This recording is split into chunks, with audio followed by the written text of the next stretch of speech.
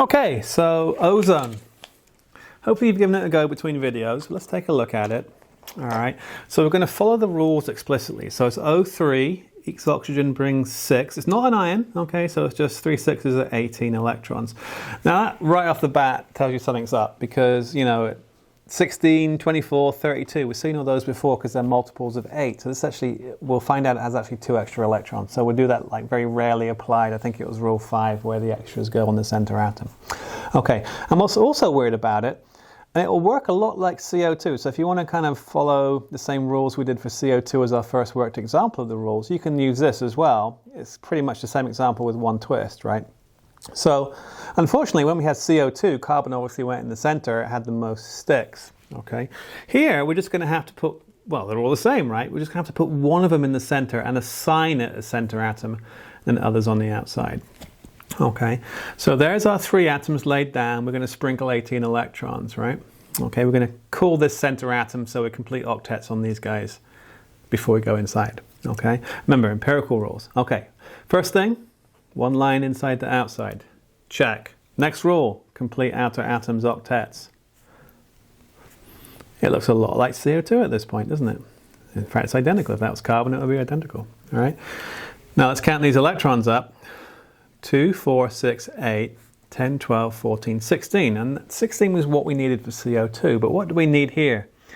We need 18. So that's that very rarely applied rule we talked about earlier, rule 5, which was any extras, which is 2, difference to 18 from 16 is 2, you put them on the center. Okay, and it looks totally weird, doesn't it? There it is, okay. Now, are we done? No, because obviously, is anyone happy? Let's look at it. Has this got 2 sticks and 2 lone pairs? No. 2 sticks, yes. 2 lone pairs, no. And same as over there. So all the atoms are somewhat cranky, right? So how can we make everybody happy? How can we make this molecule stable? This, as written, does not exist, right? Okay, well, we turn own paired into shared paired. There we go. Is this one happy? Sure is. 2, 4, 6, 8, 2 sticks, 2 lone pairs. Fantastic. How's this one doing? Well, better, right? Because it's got 2, 4, 6, 8 electrons. So it's kind of ambivalent, right? And this guy here has 2, 4, 6, 8 electrons. So these guys are kind of somewhat happy. This one's very happy. Can we do it again here? No, because I can't make 1, 2, 3, 4 bonds and this pair here. I can't get 2, 4, 6, 8, 10 electrons in an 8 electron bag, can I? So that's as far as I can go there. All right, so put a box around it. Now the box implies resonance form, hint, hint, right? Did I have to put that double bond there or could I put it over there? Yeah, I could have put it over there, right? So ozone has 2 resonance forms. It's a molecule that should not exist, right? But it's resonance stabilized. It keeps juggling that hot potato between the 2 forms and we put that double-headed arrow between. Okay, so there's 2 answers. Ozone has 2 resonance forms, right? Now, what's the shape? Well, be careful, right? If we look at one of them, look at this center atom. It's got 1, 2, 3 clumps. Yeah, this is a double thick clump, but it's still the one clump, right? So 3, and this is a lone pair. So it's a bit different than before. It's got 3 clumps. So if I drew it correctly in terms of them all repelling, I'd have that. Oh, look, lo and behold, here's one I made earlier, right? So just pull off the outer electrons just for clarity, right? So we're not going to look at the outer electrons, just the ones around center, which cause it to rotate. Okay. I can get that double bond in. There we go. There it is, okay. So that's exactly like this one. Okay, so 1, 2, 3 clumps, right? 3 clumps electronically, if we look back, 3 clumps is... You remember?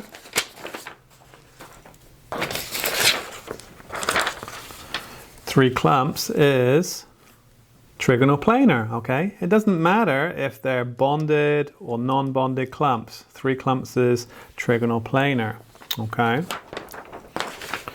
So electronically it's trigonal planar. I'll put TP for trigonal planar. But what's the molecular shape? Well, I can't see this lone pair, right? So just pluck the wings of the butterfly. I got 3 atoms not in a straight line. Oh, it looks like water, doesn't it? Okay, 3 atoms not in a straight line, non-linear. Unlike water, though, which had a bond angle of 109, which was the tetrahedral angle, this is the bond angle of a flat triangle, which is 120. So that angle remained 120. It doesn't matter which part of the triangle I do. So ozone is unique. It's a 3-atom oxygen in a row, one double, one single, with a bond angle of 180. Okay, bit of a challenging one that. If you got that one, awesome. All right, now, I don't know if you remember this. Maybe many of you are too young to remember, but back in the day, our major environmental concern was the ozone hole. It turned out that over Antarctica, and this is because of ice particles in the atmosphere which sped up the reaction as a catalyst, there was this kind of bald spot opening on the Earth, right, where ultraviolet light was beaming through and basically giving all the penguins skin cancer, right? So the ozone hole over Antarctica was a real problem because ozone is actually a blocker of ultraviolet light. It's like sunglasses for the world, right? Okay. Now, interestingly, in later years, this has kind of gone away because we banned CFCs, okay, which prevented this problem from occurring. But now we have today, in today's world, we have ozone action days, which are an excess of ozone in the atmosphere. How does that work? Well, turns out every time you make a photocopy, right, you make ozone. It's that kind of sickly sweet smell in the photocopy room is O3 because oxygen bumps into oxygen, and if it's flashed with light, it actually breaks apart and sticks to make O2 plus O2 turns into O3 plus O. That's your ozone, right? So every time you make a photocopy, you make ozone, and we use ozonolysis to purify water these days. So there's lots of low-level ozone, okay? But not that much, because this isn't completely cured, right? Not that much high-level ozone. So we have this kind of interesting contradiction in the world, right?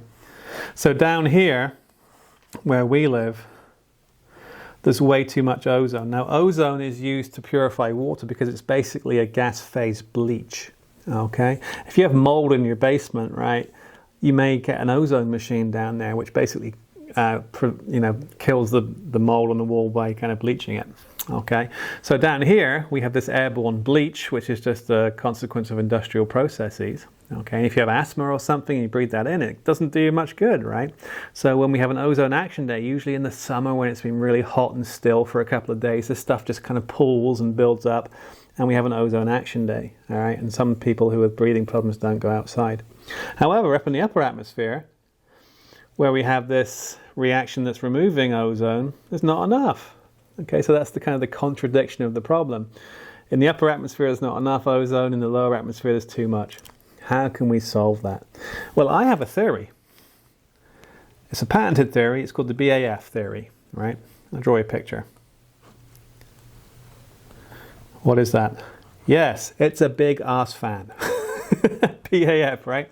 So if we were able to mix the upper and lower atmosphere, this problem would go away. But unfortunately, you may or may not know this, but the upper and lower atmosphere barely mixes, so we're kind of stuck. All right. Now, it's kind of a final kind of reference sheet. If we look back at our previous examples, okay, we just talk about 2 clumps around center, 3 clumps and 4 clumps. And as we have more clumps around center, the variations we can have with if they're lone pairs or bonded causes differences in the molecular shape, okay? If I've got 2 clumps, something like CO2, that's kind of a classic example, right? Or maybe HCN, which we've seen before, okay? 2 doubles, a single and a triple, doesn't matter. 2 clumps, that's a 180 angle, right? So molecular shape is the same as electronic shape because there's an atom on the end of each clump. Okay. Now, when we get on to 3 clumps, there's ozone we just saw. That's got a hidden lone pair clump. There's nitrate, which we haven't seen, but it's very similar to carbonate. And then we also had that one earlier, CH2O, okay? If we've got 3 clumps, and on the end of each clump there's an atom, molecular shape, electronic shape is the same, trigonal planar. If we've got one kind of hidden clump, because there's no atom on the end, molecular shape is non-linear, because I can only see these 3. Electronic shape is trigonal planar. And like we saw before with those methane, water, and ammonia examples, now PF3 is just like NH3, it's just the same, okay? So we had CH4, NH3, and H2O, similar here, okay? So 4 clumps, all bonded, tetrahedral, tetrahedral. 4 clumps, one I can't see, we remember ammonia, pluck the wings off the butterfly, that's a kind of raised up pyramid. So it's a triangular base pyramid, trigonal pyramid. Okay, and finally, if I pluck 2 wings off the butterfly that's tetrahedral, it becomes nonlinear water. Okay, classic. All right, that's pretty much the end of the packet for theory. This is a favorite exam question of mine, okay? So it might be worth giving this a shot, okay? So try and do it without flipping back. Try and do it without flipping back, okay? It is stuff you've seen before, so hopefully you can do it, okay? So I usually give 10 to 15 minutes for an exam question. So pause the video, spend 10 to 15 minutes answering this question, then come on back and check your answer, okay? So, all right. Okay, you back? Some of you are, some of you aren't. If you tried it, good on you, right? So this is actually one we did before, but I run it through from the top, right? So we're going to do the carbonate ion. Draw Lewis structures, hint, hint, for the carbonate anion, include all possible resonance forms. I wouldn't say that unless there were any, right? So carbonate, rule, number of electrons. Carbon brings 4, oxygen brings 6, and there's 3 of them. And we did this before if you want to look back, plus the extra 2. 24 electrons, right? Now, for the rules, hopefully you're familiar with this. Most valent in the center, carbon's always the most valent, and then surround it. Singles from inside to outside. Complete the outer octets.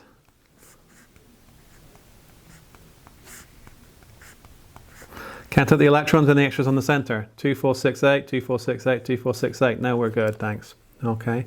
Is it right? No, because nothing has the right valency, right? To make things work, yeah, go down the pub. And that's one resonance form, okay? Now remember, there's 2 other spots I could have that double bond. I could have it there. Oh, get that. Or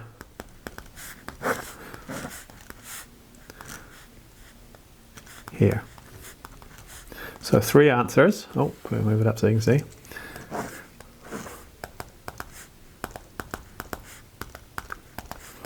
Minus. So we're flipping around, we're juggling that hot potato, those 2 extra electrons, if you like, are hot potatoes. Okay, so that's the 3 resonance form for the carbonate ion. Now, I did mention nitrate earlier.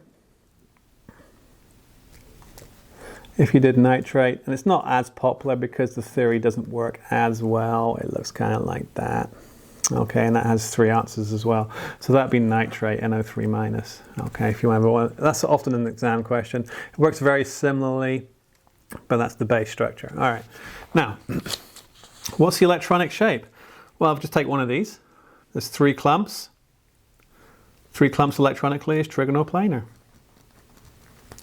Molecular shape, well, there's an atom on the end of each clump. There's no hidden lone pairs around center, so it's the same trigonal planar, okay? Planar. All right, so that's the exam question. Very popular, hint, hint. Okay, okay, so that's the end of Lewis structures. Good job if you got that, okay? Again, any questions in the discussion area? Okay, really I'd like you to have this work completed by getting on for the 1st of May if you can. So May 1st, 2nd, 3rd of May, hopefully you got this complete. That'll mean you're pretty much on track to finish the semester. Okay, stop there. Again, any questions in discussion?